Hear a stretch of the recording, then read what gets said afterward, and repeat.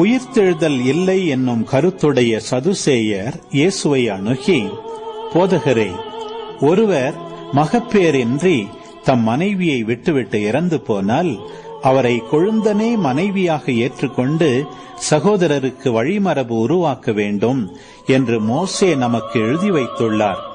சகோதரர் 7 இருந்தனர்.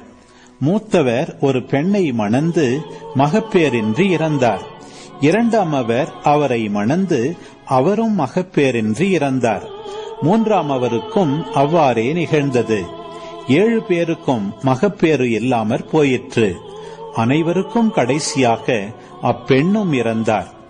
அவர்கள் உயிர்த்தெழும்போது அவர் அவர்களுள் யாருக்கு மனைவியாக இருப்பார்?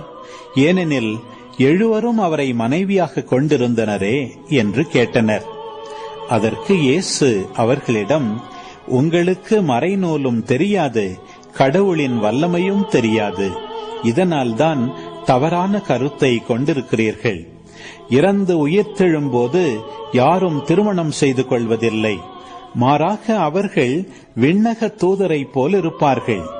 இறந்தோர் உயிருடன் எழுப்பப்படுவதை பற்றி மோசேயின் நூலில் முட்புதர் பற்றிய நிகழ்ச்சியில் இவ்வாறு வாசித்ததில்லையா?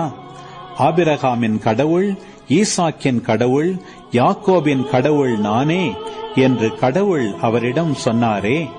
அவர் இறந்தோரின் கடவுள் அல்ல, மாறாக வாழ்வோரின் கடவுள். நீங்கள் தவறான கருத்து கொண்டிருக்கிறீர்கள் என்று கூறினார்.